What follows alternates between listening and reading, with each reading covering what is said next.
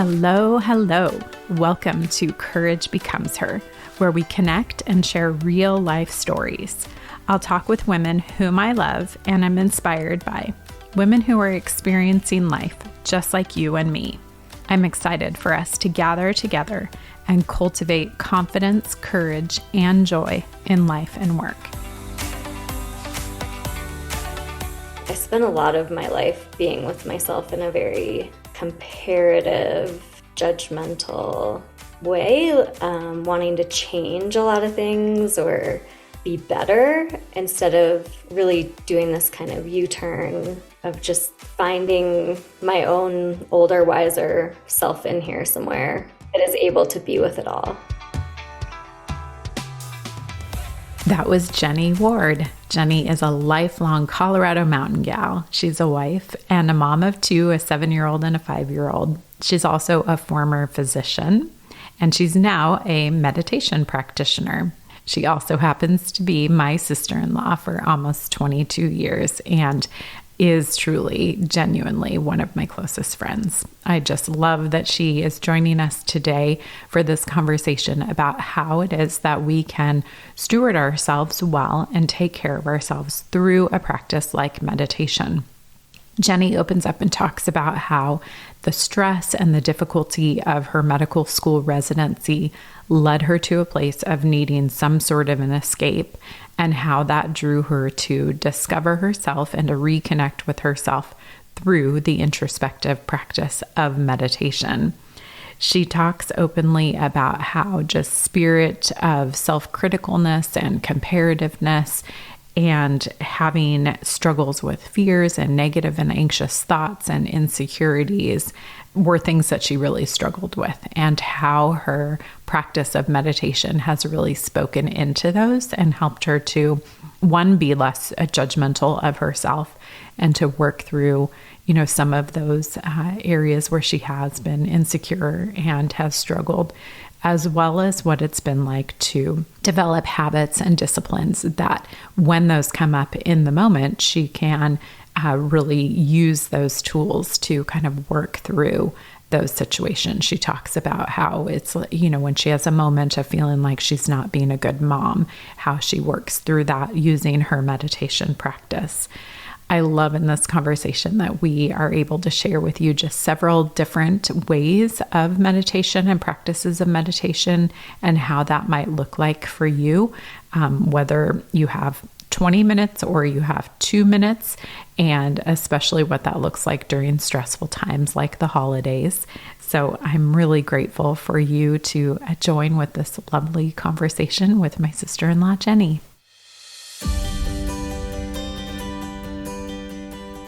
Jenny, thank you so much for joining me for Courage Becomes Her. I'm so grateful to have you join us for this conversation today. Thanks. It's fun to be here. Yay. Thank you. Okay. So we know this has been a topic ongoing in our family, but what is your Enneagram? I'm an Enneagram 6. And we'll probably talk a little bit more about that in our conversation, but is that something that you came to like pretty easily, or was that a struggle? I think the first Enneagram test I took was maybe 20 years ago. Yeah. I discovered it through Richard Rohr, and I think when I first took the test, it was hard to read about a 6. Mm-hmm. But I think because of that, I knew I was a 6. Yeah. Yeah. Does that make sense? Yep, totally. No, that was the same with me. Like I knew that I was a 1, but I didn't want to be a 1. So it was like, okay, I'm going to be a 5 instead. So I had myself convinced that I was a 5. I never had an alternative. I just trusted the test. Good for you. You're better than me on that. Okay, your love language. Oh, my love language used to be quality time. But interestingly, I feel like maybe over the last several years, maybe since having kids, it's more acts of service. Okay. Yeah, that's interesting. Yep, that I know that is important to you. So, but if I think about friends, I think it's still quality time. Yeah. That's what I enjoy most about my friendships is being with people and having good, deep conversations. Yeah. Yeah. Mm. And I have cherished ours. Many, many, many. Love them. Okay. What's a book that transformed your life? Wow, this is a hard question. Maybe The Alchemist. Mm.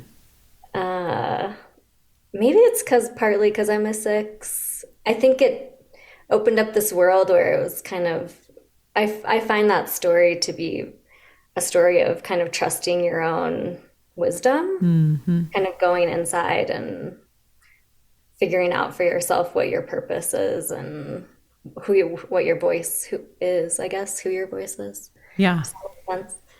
Yeah. That's Yeah. good. Yeah. That's a good one. You read that a long, long, long time ago. Yeah, I was actually just thinking about rereading it because I haven't Mm. read it in a while. Oh, that's good. Yeah. That makes sense. You are so introspective. So that doesn't surprise me. Okay. On the opposite side of that, what's something that's made you laugh or has filled your cup in the last day or so? Oh, watching well, my son Jonah, he's 5. Watching him cook. He's been really into making his own food, I love it.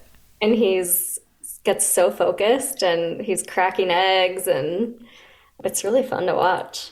He's That's just, so sweet. yeah, just kind of lights him up to do it himself. So it's been fun to watch him.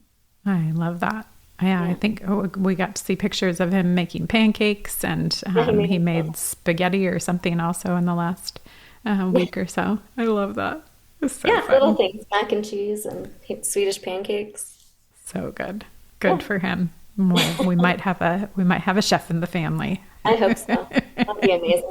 That would be amazing. We would all love that for sure.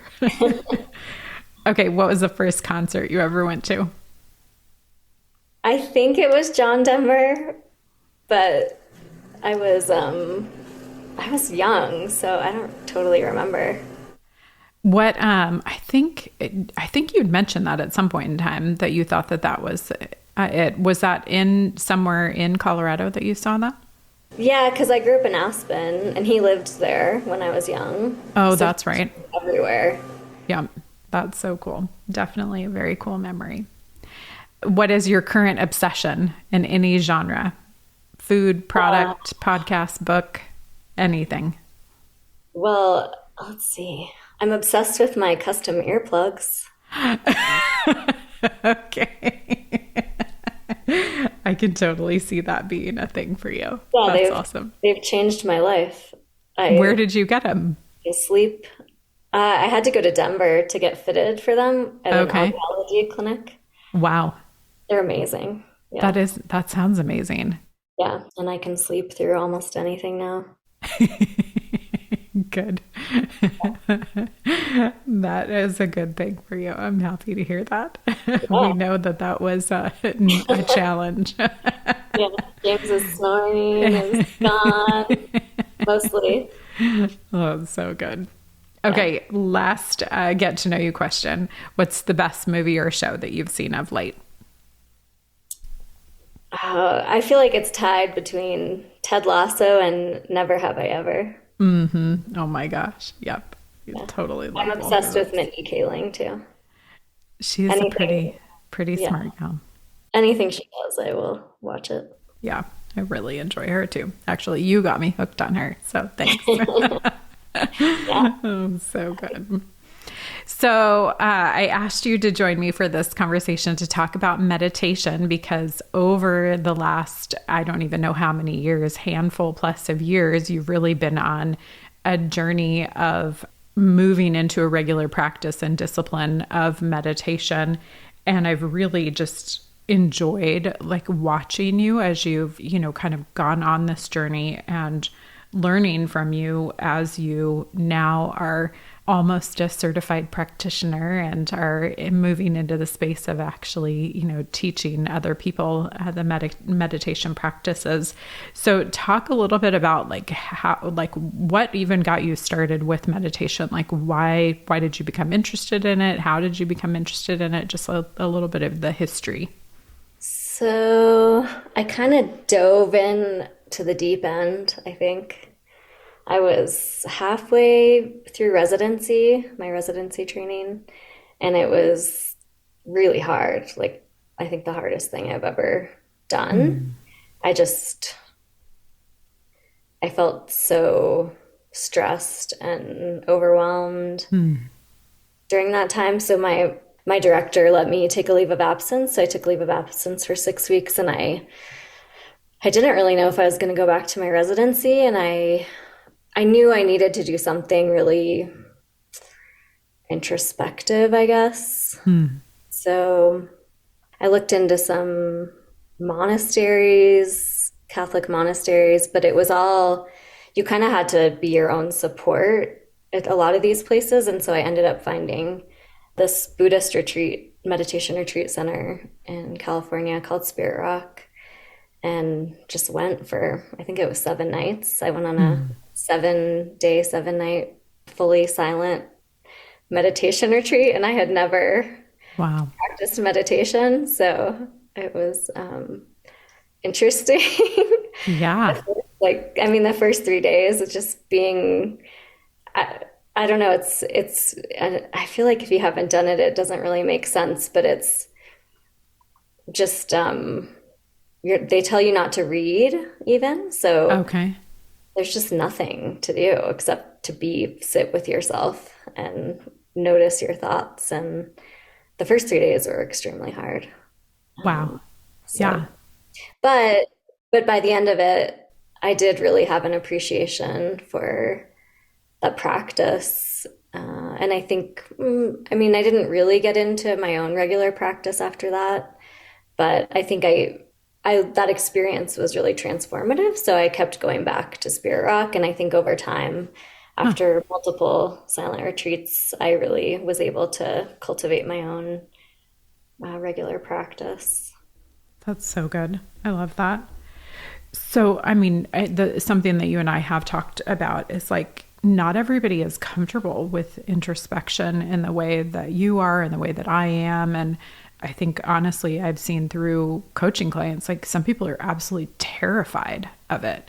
So, talk about like those first 3 days and just kind of facing that discomfort and kind of figuring out like how to be comfortable with the super uncomfortable.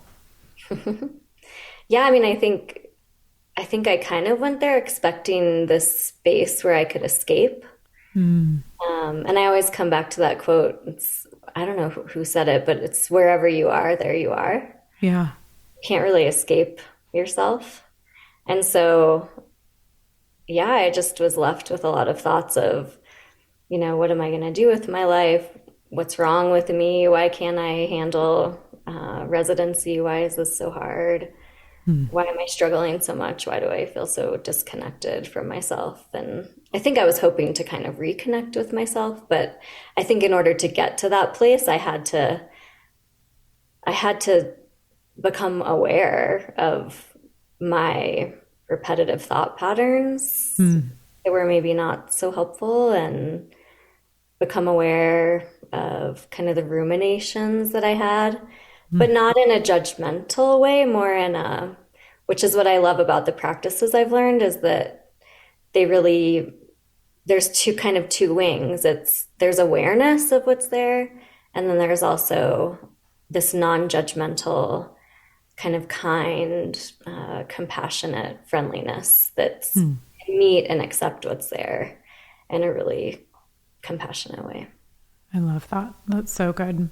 So you said that that obviously was a transformational enough experience for you to then move to a place of wanting to have a regular practice with it, have it be, a part of who you were from that point.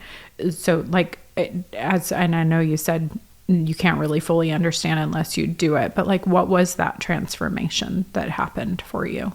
Like how was there something that like was noticeably transformed for you? Was it like an emotion? Like what was transformed? So I think what was transformed was sort of how to be with myself. Okay. That makes sense. Totally. Yeah. I think I spent a lot of my life being with myself in a very comparative, judgmental way, wanting to change a lot of things or be better instead of really doing this kind of U-turn of just finding like, I don't know, finding my own older, wiser self in here somewhere that is able to be with it all. It's so beautiful. Yeah. I love that so much. I think it's something that, to your point, like it is so experiential and isn't something that we can manufacture. It's not something we can do for someone else. It just is our own individual, journey. So I love that so much.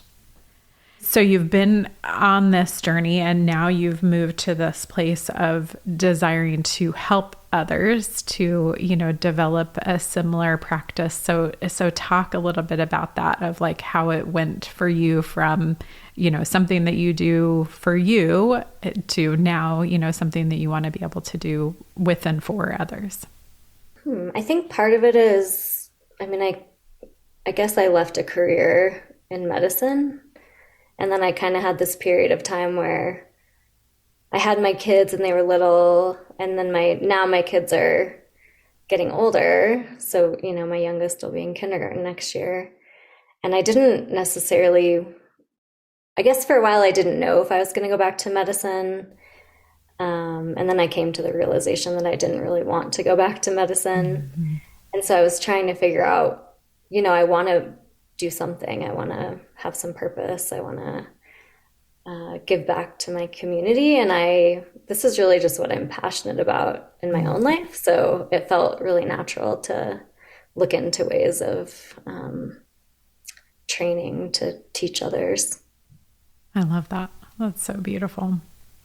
So one of the, at least from my perspective as someone who, practices meditation, but in maybe a different way than you do, is I think there's this perception or this, myth or, wrong perception that meditation is like about nothingness. And I think one of the things that I learned from you is that it usually has like some sort of a topic or a skill that's associated with it. So for those who are completely unaware of what meditation is and that sort of thing, like talk a little bit about that, because that's something that has like really been helpful to me in our conversations of understanding like, okay, what actually is meditation and, what does it look like? Yeah. Okay. So, well, my favorite definition is meditation is paying attention on purpose in the present moment without judgment. So for me, there is a formal piece of the practice, I guess, in the sense of I sit on a cushion with my spine upright, kind of paying attention to my body or my breath as kind of an anchor.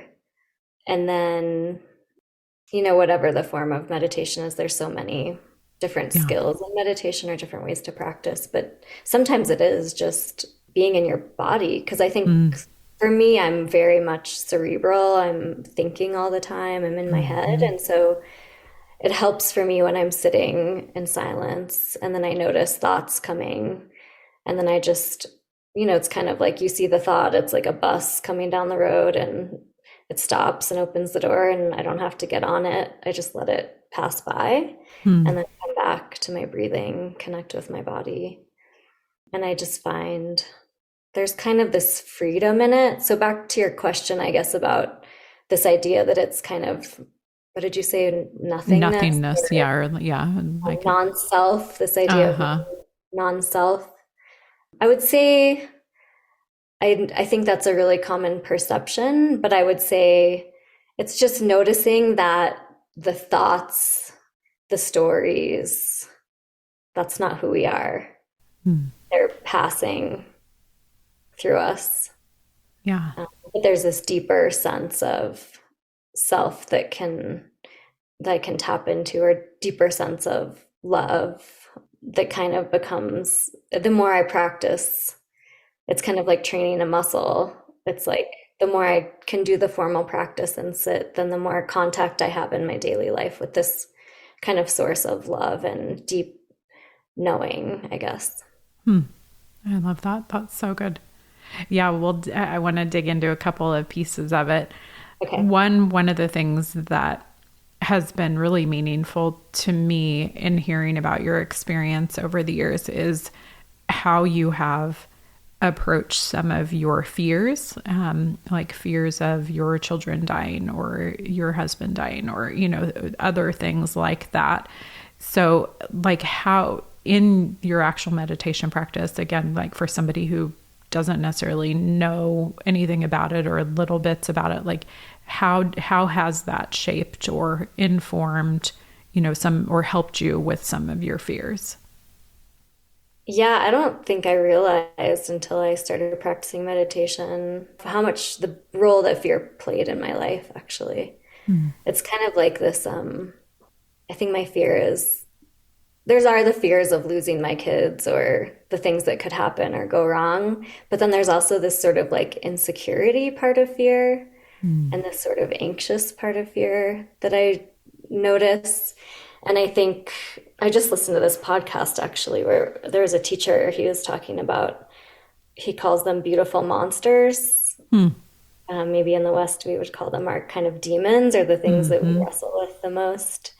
And so the whole idea where he was talking about was you kind of invite it in and shake its hand, because so often I think I was making myself busy to avoid my anxious thoughts or trying to fix myself or judging myself for having those kinds of fearful ways of being in the world. And I think my meditation practice has helped me to just invite those things in and sit with it and feel it, let it kind of move through so that I'm not really like owned by it anymore.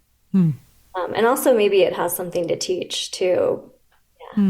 Yeah. And I think there's this impermanence aspect to it. I think like the fears about, what could go wrong with my kids or those kinds of things, I think actually letting myself kind of go down that road a little bit and noticing, oh, that could happen. That's true. That could happen. And just sitting with uncertainty and impermanence, it has been helpful for me.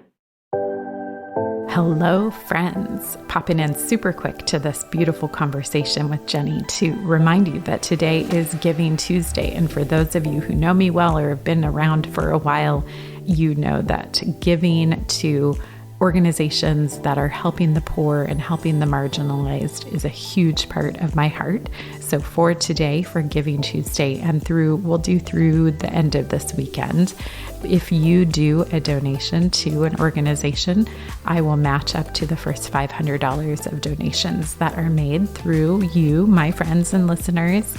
So all you need to do is just email me with the receipt that you've given, and I will match that donation to that organization. So laurel@laurelemery.com. And I hope that you will focus on organizations that are focused on the poor and the marginalized. Thank you. We definitely are in a culture where it is super easy to judge ourselves, to take shame on ourselves. And I think you've brought it up a few times in this conversation of like moving to a place of not judging yourself, of having compassion toward yourself, being loving toward yourself. So talk a little bit about like in the practice of meditation, like how does one do that? Like, what does that look like?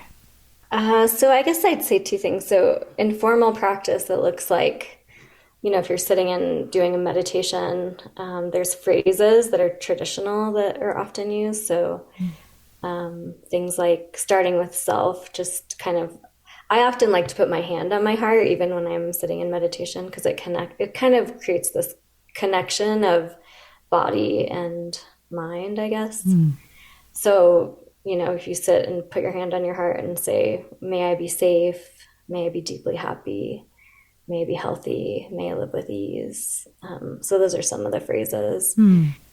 So those are kind of the loving kindness phrases. And then there's this idea that where loving kindness or friendliness meets pain or suffering, it turns to compassion.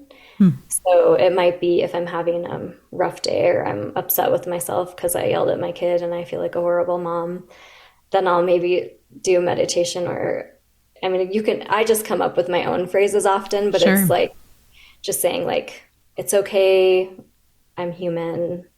Um, like, may I remember that I'm human? May I remember that everyone struggles? May I be Hmm. kind to myself?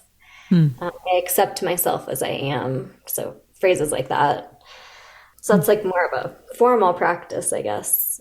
And then I think in everyday life, I notice just if I have a few moments to take a few deep breaths and I'm, thinking like a fearful thought or getting worked up about the crumbs on the counter, I can just do the same thing where I, put my hand on my heart and I say, it's okay, I'm here for you.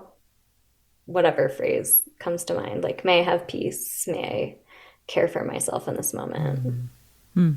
I love that because we're in the holidays time frame, and I think there's such a stress for so many of us, and some that is just because of the season, some because of family dynamics, some because we added on ourselves of our expectations that we have. So I love just what you said of being able to utilize some of those kind of in the moment, even for somebody who maybe doesn't have a formal meditation practice, of just being able to be mindful and to say some of those things to ourselves and to, be present and aware of how we are. So kind of, obviously I'm not the, the expert. So from the expert's position, like what would you say, to those of us who either do or don't have a formal practice of like how we can utilize some of what you've just shared with us,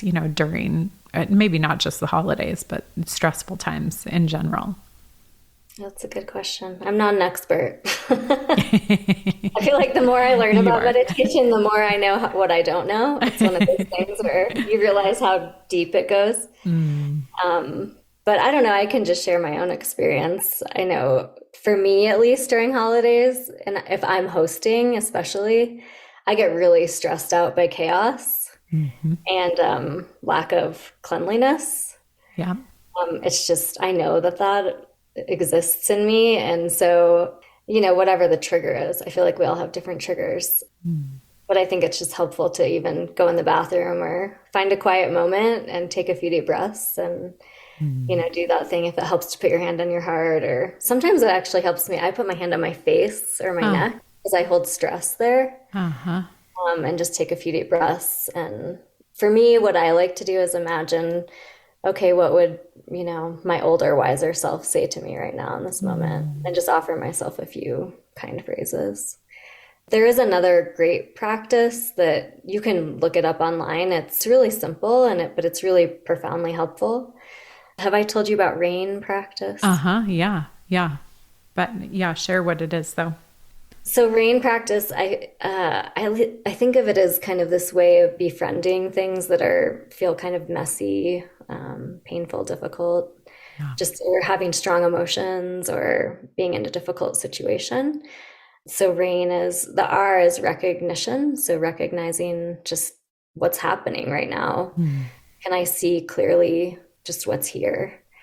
So it's like what emotions are here, what feels like stuck, Mm.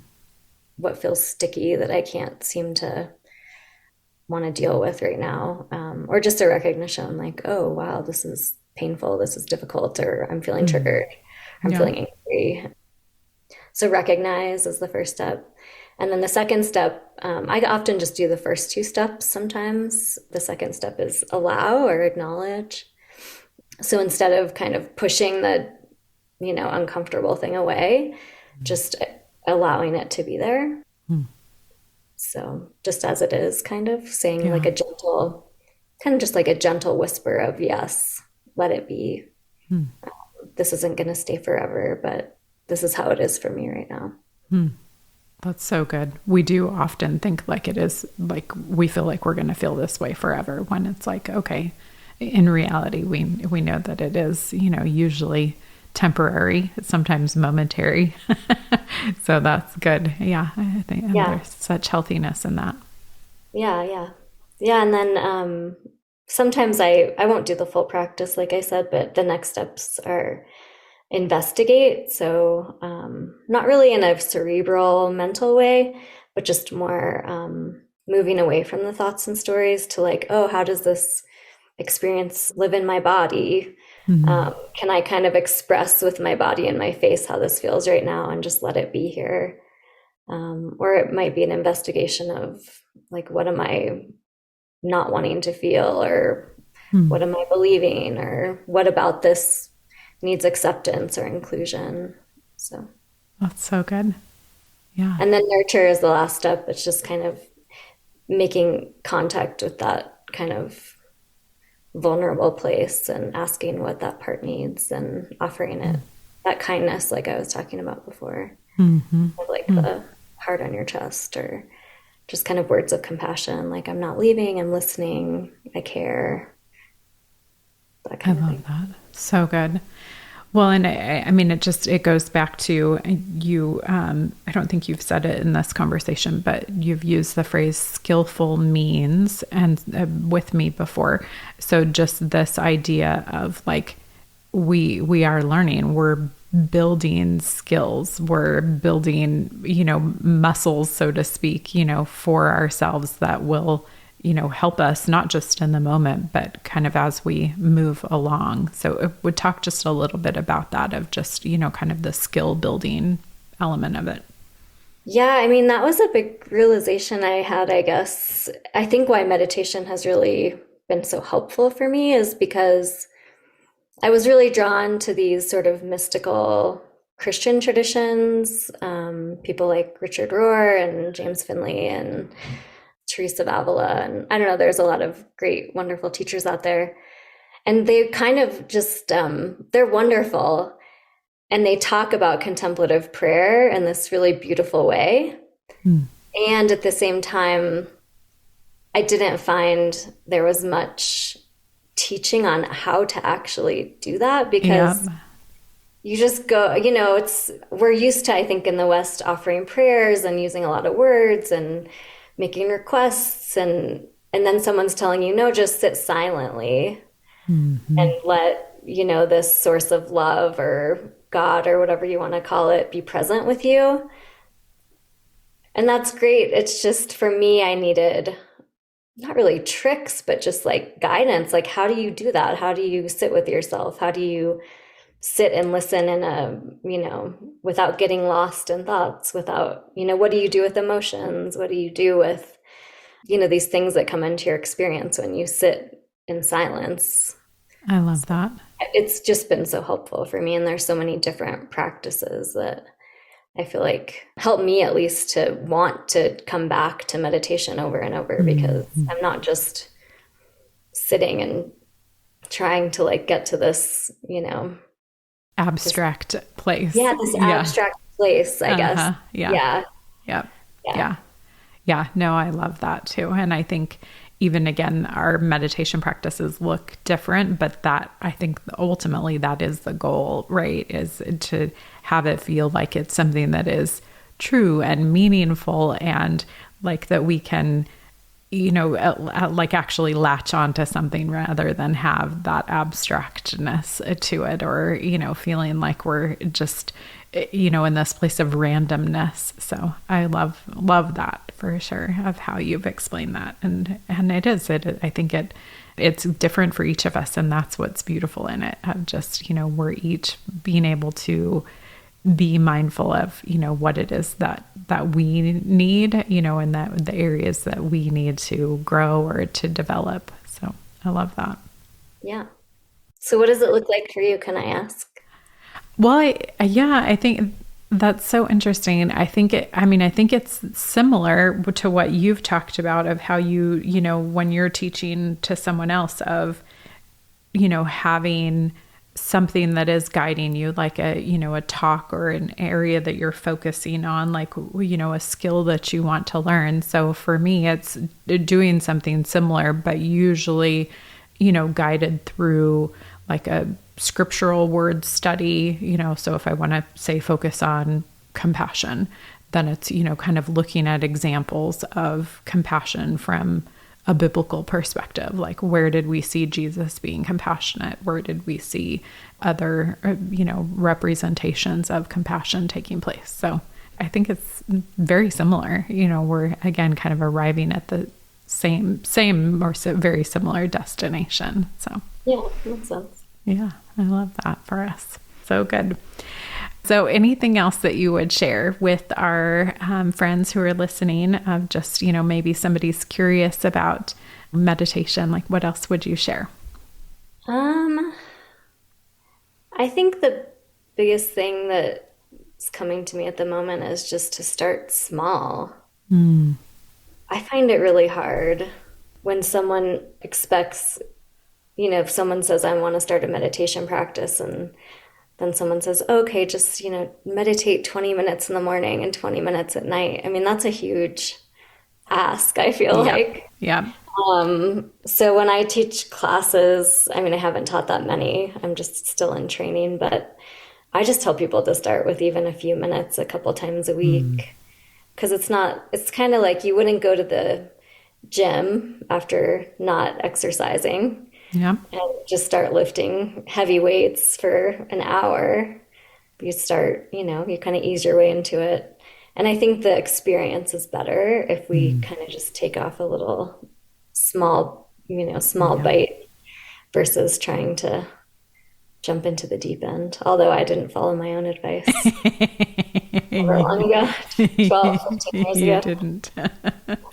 You didn't. But no, you're 100% right. And that's, I think, like the majority of the people will be listening to this like during the holidays. And that's one of the points that I want everyone to hear is like, okay, in the midst of the stress of this season, like literally, like you said, just go in the bathroom for 3 minutes and you can totally use some of the techniques that you shared, just in 2 or 3 minutes to give yourself, a little bit of space and a little bit of room, to calm from the stress of everything. So I love that. And there's so many great apps these days. My favorite app is 10% Happier. Which it's the reason I like it is because I know a lot of the teachers on it. And they do a great job they have courses that you can take, and they're extremely short. So there's an introductory course, and it's interview style teaching. So it's Dan Harris kind of interviewing a teacher, and then they do a really short meditation. So it's a tiny bit of teaching and he does such a great job of kind of bringing you in from a very beginner. Okay. So it's not overwhelming. Great. I love that app. There's a lot of other great meditation apps. Cool. Oh, good. That's a good resource to get started. So, well, thank you so much for sharing some of your journey and your expertise with us. Very much appreciate you coming and joining us today. Yeah, it's delightful. Thanks. I know I said it in episode 8, but I have the most amazing sister-in-laws. Ashley and Jenny are just both such a delight to me. They are both so wise and so just thoughtful and warm and kind and encouraging. And I love and enjoy learning from them so very much and enjoying just incredible conversation with them. I look forward to a future episode where you will get to meet my sister, Lonnie, as well. The 4 of us just really are just incredible friends, and I'm so grateful for all 3 of them. So thanks so much for listening to this conversation with Jenny today. I just love all that she shared, and I walk away feeling just a sense of being more compassionate toward myself and having greater loving kindness toward myself, and really feel so equipped to be able to face some of these fears and insecurities and negative self-talk and doubts that come up in life through the practice of meditation. So I hope that you feel equipped as well and are walking away with just some really good tools that you can put into practice, even right now in the craziness of the holidays, that you can be able to step away for 2 minutes and put your hand on your heart and just speak peace over yourself. So thank you so much for listening to this conversation. And don't forget to send me your Giving Tuesday receipt so that I can match your donation this week. Take care. What an honor to help you to cultivate confidence, courage, and joy in your life and work. Thank you so much for inviting me to journey with you. I look forward to being back with you next week, where we'll hear another story from a woman whom I love and am inspired by and look forward to learning from.